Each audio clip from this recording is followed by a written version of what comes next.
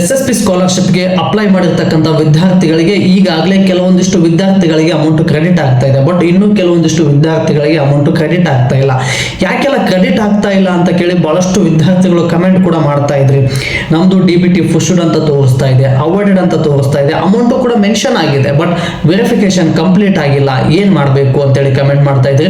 ಇನ್ನೂ ಕೆಲವೊಂದಿಷ್ಟು ವಿದ್ಯಾರ್ಥಿಗಳು ಕಮೆಂಟ್ ಮಾಡ್ತಾ ಇದ್ರಿ, ಏನು ಅಂದ್ರೆ ಈಗಾಗಲೇ ಅಮೌಂಟ್ ಕ್ರೆಡಿಟ್ ಆಗಿದೆ, ಬಟ್ ಪಾರ್ಟ್ ಅಮೌಂಟ್ ಕ್ರೆಡಿಟ್ ಆಗಿದೆ, ರಿಮೈನಿಂಗ್ ಅಮೌಂಟ್ ಏನಾದರೂ ಬರುತ್ತಾ, ಯಾವಾಗ ಬರುತ್ತೆ, ಎಷ್ಟು ಅಮೌಂಟ್ ಬರುತ್ತೆ, ಇದ್ರ ಬಗ್ಗೆ ಸಂಪೂರ್ಣವಾಗಿ ತಿಳಿಸ್ಕೊಡ್ತೀನಿ ಸ್ನೇಹಿತರೆ. ಬನ್ನಿ. ಆಗಿದ್ರೆ ನಿಮ್ಮ DBT ಸ್ಟೇಟಸ್ ಎಸ್ ಅಂತ ತೋರಿಸ್ತಾ ಇತ್ತು ಅಂದ್ರೆ ನಿಮ್ಮ ಖಾತೆಗೆ ಹಣಕಾಸು ಇಲಾಖೆಯ ಕಡೆಯಿಂದ ಫಂಡ್ ರಿಲೀಸ್ ಆಗಿದೆ ಅಂತೇಳಿ ಅರ್ಥ. DDO ಅಪ್ರೂವಲ್ ಒಂದು ಪೆಂಡಿಂಗ್ ಇರುತ್ತೆ.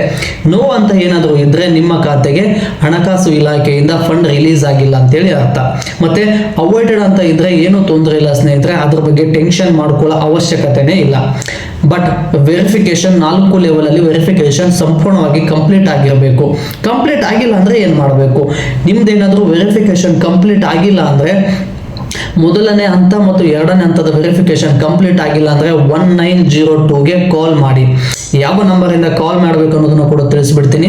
SSP ಸ್ಕಾಲರ್ಶಿಪ್ಗೆ ಅಪ್ಲೈ ಮಾಡಬೇಕಾದ್ರೆ ಯಾವ ನಂಬರ್ ಅನ್ನ ನೀವು ಕೊಟ್ಟಿರ್ತೀರಲ್ವಾ, ಅದೇ ನಂಬರ್ ಇಂದ ನೀವು 1902ಗೆ ಕಾಲ್ ಮಾಡಿದ್ರೆ ನಿಮ್ಮ ಎಲ್ಲ ಡೀಟೇಲ್ಸ್ ಅನ್ನ ಅವರು ಕ್ಯಾಪ್ಚರ್ ಮಾಡ್ತಾರೆ.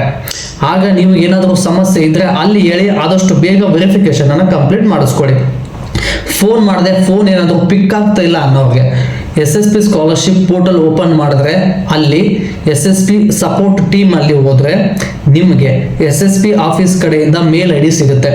ಆ ಮೇಲ್ IDಗೆ ನಿಮ್ಮ DBT ಸ್ಟೇಟಸ್ ಅಲ್ಲಿ ಚೆಕ್ ಮಾಡಿದಾಗ ಏನು ಬರುತ್ತಲ್ಲ ಆ ಒಂದು ಪೇಜ್ ಅನ್ನ, ಅದರ ಜೊತೆಗೆ SSP ಸ್ಕಾಲರ್ಶಿಪ್ಗೆ ಅಪ್ಲೈ ಮಾಡಿದಾಗ ಒಂದು ಪ್ರಿಂಟ್ ಅನ್ನ ಕೊಟ್ಟಿರ್ತಾರೆ. ಆ 2 ಪ್ರಿಂಟ್ ಅನ್ನ ಒಂದೇ PDF ಅಲ್ಲಿ 2 MB ಗಿಂತ ಕಡಿಮೆ ಮಾಡಿ ಆ ಮೇಲ್ IDಗೆ ಮೇಲ್ ಮಾಡಿದ್ರೆ ಮೊದಲನೇ ಮತ್ತು ಎರಡನೇ ಹಂತದ ವೆರಿಫಿಕೇಶನ್ ಕಂಪ್ಲೀಟ್ ಆಗುತ್ತೆ. ಬಟ್ ವೆರಿಫಿಕೇಶನ್ ನಾವು ಮೇಲು ಮಾಡಿದ್ವಿ, ಕಾಲ್ ಮಾಡಿದ್ವಿ, ಆದರೂ ವೆರಿಫಿಕೇಶನ್ ಕಂಪ್ಲೀಟ್ ಆಗಿಲ್ಲ ಅನ್ನೋರಿಗೆ ನೀವು ನಿಮ್ಮ ಮೊದಲನೇ ಮತ್ತು ಎರಡನೇ ಹಂತದ ವೆರಿಫಿಕೇಶನ್ ಏನಾದರೂ ಪೆಂಡಿಂಗ್ ಇತ್ತಂದ್ರೆ ನಿಮ್ಮ ಸಮೀಪದ ತಾಲೂಕು ಆಫೀಸ್ಗೆ ವಿಸಿಟ್ ಮಾಡಿ ವೆರಿಫಿಕೇಶನ್ ಅನ್ನ ಕಂಪ್ಲೀಟ್ ಮಾಡಿಸ್ಕೊಳ್ಳಿ. ಮತ್ತು 3ನೇ ಮತ್ತು 4ನೇ ಹಂತದ ವೆರಿಫಿಕೇಶನ್ ಏನಾದರೂ ಪೆಂಡಿಂಗ್ ಇತ್ತಂದ್ರೆ ನಿಮ್ಮ ಡಿಸ್ಟ್ರಿಕ್ಟ್ ಆಫೀಸ್ಗೆ ಹೋಗಿ ವೆರಿಫಿಕೇಶನ್ ಅನ್ನ ಮಾಡಿಸ್ಕೊಳ್ಳಿ. ಇನ್ನು ಕೆಲವೊಂದಿಷ್ಟು ವಿದ್ಯಾರ್ಥಿಗಳು ಕಮೆಂಟ್ ಮಾಡಬಹುದು, ವೆರಿಫಿಕೇಶನ್ ಕೆಲವೊಂದಿಷ್ಟು ವಿದ್ಯಾರ್ಥಿಗಳು ಕಂಪ್ಲೀಟ್ ಆಗಿದೆ, ನಮ್ಮದು ಯಾಕೆ ಕಂಪ್ಲೀಟ್ ಆಗಿಲ್ಲ? ವೆರಿಫಿಕೇಶನ್ ಕಂಪ್ಲೀಟ್ ಆಗಿರಬೇಕು ಅಂದ್ರೆ ನೀವು SSP ಸ್ಕಾಲರ್ಶಿಪ್ಗೆ ಅಪ್ಲೈ ಮಾಡಿರ್ತೀರಲ್ವಾ, ಇದನ್ನ ಫಿಸಿಕಲ್ ಡಾಕ್ಯುಮೆಂಟ್ಸ್ ನಿಮ್ಮ ತಾಲೂಕು ಆಫೀಸ್ಗೆ ವಿತಿನ್ 7 ವರ್ಕಿಂಗ್ ಡೇಸ್ ಒಳಗಡೆ ಸಬ್ಮಿಟ್ ಮಾಡಬೇಕು. ಕಾಲೇಜ್ ಮ್ಯಾನೇಜ್ಮೆಂಟ್ನವರು ಏನಾದರೂ ಸಬ್ಮಿಟ್ ಮಾಡಲಿಲ್ಲ ಅಂದ್ರೆ ಈ ರೀತಿ ವೆರಿಫಿಕೇಶನ್ ಪೆಂಡಿಂಗ್ ಉಳ್ಕೊಳ್ಳುತ್ತೆ. ಬಟ್ ಸಬ್ಮಿಟ್ ಮಾಡಿದ್ರು ಅಂದ್ರೆ ವೆರಿಫಿಕೇಶನ್ ಪೆಂಡಿಂಗ್ ಇತ್ತು ಅಂದ್ರೆ ಅವ್ರು ಇನ್ನೂ ಅಪ್ರೂವಲ್ ಕೊಟ್ಟಿರಲ್ಲ. ಆದಷ್ಟು ಬೇಗ ನೀವು 2025-26ರಲ್ಲಿ ಏನಾದರೂ ಅಪ್ಲಿಕೇಶನ್ ಹಾಕಿದ್ರೆ ಈ ರೀತಿ ಫಿಸಿಕಲ್ ಡಾಕ್ಯುಮೆಂಟ್ಸ್ ಏನಾದರೂ ನಿಮ್ಮ ಇಲಾಖೆಗೆ ಸಂಬಂಧಪಟ್ಟಂತೆ ಮೈನಾರಿಟಿ, ಅಲ್ಪಸಂಖ್ಯಾತರ ಕಲ್ಯಾಣ ಇಲಾಖೆ, ಹಿಂದುಳಿದ ಕಲ್ಯಾಣ ಇಲಾಖೆ ಮತ್ತು ಸಮಾಜ ಕಲ್ಯಾಣ ಇಲಾಖೆ, SC ST ಜನರಲ್ OBC ಮತ್ತು ಮೈನಾರಿಟಿ ಸ್ಟೂಡೆಂಟ್ಗಳು ನಿಮ್ಮ ಕೆಟಗರಿಗೆ ಸಂಬಂಧಪಟ್ಟಿರ್ತಕ್ಕಂಥ ತಾಲೂಕು ಆಫೀಸಲ್ಲಿ SSP ಸ್ಕಾಲರ್ಶಿಪ್ ಅಪ್ಲೈ ಮಾಡಿದ ಮೇಲೆ ಅಲ್ಲಿ ಹೋಗಿ ನಿಮ್ಮ ಫಿಸಿಕಲ್ ಡಾಕ್ಯುಮೆಂಟ್ಸ್ ಅನ್ನ ಸಬ್ಮಿಟ್ ಮಾಡಬೇಕು. ಆನ್ಲೈನ್ ಅಲ್ಲಿ ನೀವು ಅಪ್ಲೈ ಮಾಡಿದ ಮೇಲೆ ರಿಕ್ವೆಸ್ಟ್ ಅವ್ರು ಹೋಗುತ್ತೆ, ಬಟ್ ಅಪ್ರೂವಲ್ ಕೊಡಬೇಕು ಅಂದ್ರೆ ವಿತ್ ಫಿಸಿಕಲ್ ಡಾಕ್ಯುಮೆಂಟ್ಸ್ ಅವ್ರ ಹತ್ರ ಇರಬೇಕು, ಅಂದ್ರೆ ಮಾತ್ರ ವೆರಿಫಿಕೇಶನ್ ಕಂಪ್ಲೀಟ್ ಆಗುತ್ತೆ. ಇದಕ್ಕಿಂತ ನಾವು ಮುಂಚೆ ಮರ್ತಿದೀವಿ ಫಿಸಿಕಲ್ ಡಾಕ್ಯುಮೆಂಟ್ಸ್ ಬಗ್ಗೆ ಗೊತ್ತಿಲ್ಲ ಅನ್ನೋರಿಗೆ ಈ ರೀತಿ ಫಿಸಿಕಲ್ ವೆರಿಫಿಕೇಶನ್ ಅನ್ನ ಮಾಡಿಸ್ಕೊಳ್ಳಿ. ಮತ್ತೆ ಇನ್ನು ಕೆಲವೊಂದಿಷ್ಟು ವಿದ್ಯಾರ್ಥಿಗಳು ಕಮೆಂಟ್ ಮಾಡ್ತಾ ಇದ್ರೆ, ನನಗೆ 3,000 ಅಮೌಂಟ್ ಬಂದಿದೆ, ಹೋದ ವರ್ಷ 12,000 ಅಮೌಂಟ್ ಬಂದಿತ್ತು, ನನಗೆ 3,200 ಅಮೌಂಟ್ ಬಂದಿದೆ, ಕೆಲವೊಬ್ಬರಿಗೆ 5,000 ಅಮೌಂಟ್ ಬಂದಿದೆ, ಕೆಲವರಿಗೆ 3,127 ರೂಪಾಯಿ ಅಮೌಂಟ್ ಬಂದಿದೆ.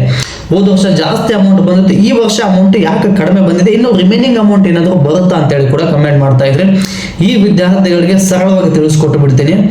ನಿಮ್ಮ DBT ಸ್ಟೇಟಸ್ ಅನ್ನ ಚೆಕ್ ಮಾಡಿದಾಗ ಎಷ್ಟು ಅಮೌಂಟ್ ಮೆನ್ಷನ್ ಆಗಿರುತ್ತಲ್ವಾ ಅಷ್ಟು ಅಮೌಂಟ್ ಕ್ರೆಡಿಟ್ ಆಗಿದ್ರೆ SSP ಸ್ಕಾಲರ್ಶಿಪ್ ಇಂದ ಪೂರ್ತಿ ಅಮೌಂಟ್ ಬಂದಿದೆ, ರಿಮೈನಿಂಗ್ ಅಮೌಂಟ್ ಬರೋದಿಲ್ಲ. ಐ ಹೋಪ್ ಕ್ಲಿಯರ್ ಆಗಿದೆ ಅನ್ಕೋತೀನಿ. ಅಲ್ಲಿ ಏನಾದರೂ 12,000 ಶೋ ಆಗಿತ್ತು, ನಿಮ್ಮ ಖಾತೆಗೆ 12,000 ಅಮೌಂಟ್ ಬಂದಿತ್ತು ಅಂದ್ರೆ ಮತ್ತೆ ಅಮೌಂಟ್ ಬರೋದಿಲ್ಲ. ಅಲ್ಲಿ ಏನಾದರೂ 12,000 ಶೋ ಆಗಿತ್ತು, ನಿಮ್ಮ ಖಾತೆಗೆ 3,000 4,000 ಈ ರೀತಿ ಅಮೌಂಟ್ ಏನಾದರೂ ಬಂದಿತ್ತಂದ್ರೆ ರಿಮೈನಿಂಗ್ ಅಮೌಂಟ್ ಮತ್ತೆ ಫಂಡ್ ರಿಲೀಸ್ ಆಗುತ್ತೆ. ಫಂಡ್ ರಿಲೀಸ್ ಆದಾಗ ನಿಮ್ಮ ಖಾತೆಗೆ ಅಮೌಂಟ್ ಬರುತ್ತೆ, ಡೋಂಟ್ ವರಿ.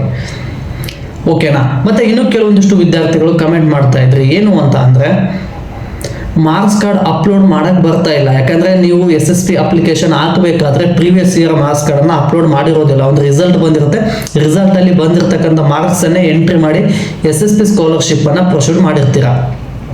ಮಾರ್ಕ್ಸ್ ಕಾರ್ಡ್ ಯಾವ ರೀತಿ ಅಪ್ಲೋಡ್ ಮಾಡಬೇಕು ಅಂದರೆ, ನೀವು SSV ಪೋರ್ಟಲ್ನ ಓಪನ್ ಮಾಡಿದ್ಮೇಲೆ ನೀವು ಯಾವ ಇಯರ್ ಮಾರ್ಕ್ಸ್ ಕಾರ್ಡನ್ನು ಅಪ್ಲೋಡ್ ಮಾಡಿಲ್ವೋ ಆ ಇಯರನ್ನು ಸೆಲೆಕ್ಟ್ ಮಾಡ್ಕೊಳ್ಳಿ. ಆ ಇಯರ್ ಸೆಲೆಕ್ಟ್ ಮಾಡ್ಕೊಂಡ್ಮೇಲೆ ಇಲ್ಲಿ ಭಾಳಷ್ಟು ವಿದ್ಯಾರ್ಥಿಗಳು ಕಮೆಂಟ್ ಮಾಡ್ತಾ ಇದ್ರಿ, ಯಾವ ಇಯರನ್ನು ಸೆಲೆಕ್ಟ್ ಮಾಡ್ಕೋಬೇಕು. ನೀವು ಪಾಸ್ ಆಗಿರುವಂಥ ಇಯರ್ ಅಲ್ಲ, SSP ಸ್ಕಾಲರ್ಶಿಪ್ಪನ್ನು ಯಾವ ಇಯರ್ ಅಪ್ಲೈ ಮಾಡಿರ್ತೀರೋ ಆ ಇಯರನ್ನು ಸೆಲೆಕ್ಟ್ ಮಾಡ್ಕೊಳ್ಳಿ. ಯಾಕಂದರೆ 2025-26ರಲ್ಲಿ ಅಪ್ಲಿಕೇಶನ್ ಹಾಕಿದವ್ರಿಗೆ 2025-26 ಸೆಲೆಕ್ಟ್ ಮಾಡ್ಕೊಳ್ಳಿ. ಬಟ್ 2024-25ರಲ್ಲಿ ಅಪ್ಲೈ ಮಾಡಿರ್ತಾರೆ, ಅವರು 2024-25 ಇಯರನ್ನು ಸೆಲೆಕ್ಟ್ ಮಾಡ್ಕೋಬೇಕು. ಸೆಲೆಕ್ಟ್ ಆದಮೇಲೆ ನಿಮ್ಮ ಅರ್ಜಿ ಕೇಳುತ್ತೆ. ಅಂದರೆ ನೀವು SSP ಸ್ಕಾಲರ್ಶಿಪ್ಗೆ ಅಪ್ಲೈ ಮಾಡಿರ್ತೀರಲ್ವ, ಅಲ್ಲಿ ಒಂದು ರಿಜಿಸ್ಟರ್ ನಂಬರ್ ಬಂದಿರುತ್ತೆ. ಆ ರಿಜಿಸ್ಟರ್ ನಂಬರ್ ಎಂಟ್ರಿ ಮಾಡಿದ್ರೆ ಸಾಕು, ನಿಮ್ಮ SSP ಸ್ಕಾಲರ್ಶಿಪ್ ಪ್ರೀವಿಯಸ್ ಇಯರ್ ಪೂರ್ತಿ ಡೀಟೇಲ್ಸ್ ಶೋ ಆಗುತ್ತೆ. ಡೀಟೇಲ್ಸ್ ಶೋ ಆದಮೇಲೆ ನೀವು ಅಲ್ಲಿ ಹೋಗಿ ಪ್ರೀವಿಯಸ್ ಇಯರ್ ಮಾರ್ಕ್ಸ್ ಕಾರ್ಡ್ ಅಂತ ಇರುತ್ತೆ, ಅಲ್ಲಿ ಹೋಗಿ ಪ್ರೀವಿಯಸ್ ಇಯರ್ ಮಾರ್ಕ್ಸ್ ಕಾರ್ಡನ್ನು ಅಪ್ಲೋಡ್ ಮಾಡಿ. Previous year marks card upload ಮಾಡಬೇಕಾದ್ರೆ ಒಂದು ಗಮನದಲ್ಲಿ ಇಟ್ಕೊಳ್ಳಿ, ಒರಿಜಿನಲ್ ಮಾರ್ಕ್ಸ್ ಕಾರ್ಡನ್ನೇ ನಾವು ಸ್ಕ್ಯಾನ್ ಮಾಡಬೇಕು. ಜೆರಾಕ್ಸ್ ಸ್ಕ್ಯಾನ್ ಮಾಡಿದರೆ ವೆರಿಫಿಕೇಶನ್ ಕಂಪ್ಲೀಟ್ ಆಗೋದಿಲ್ಲ, ಮಾರ್ಕ್ಸ್ ಕಾರ್ಡ್ ಕೂಡ ಅಪ್ಲೋಡ್ ಮಾಡಿದ ಮೇಲೆ ಸಬ್ಮಿಷನ್ ಕ್ಲಿಯರ್ ಆಗೋದಿಲ್ಲ.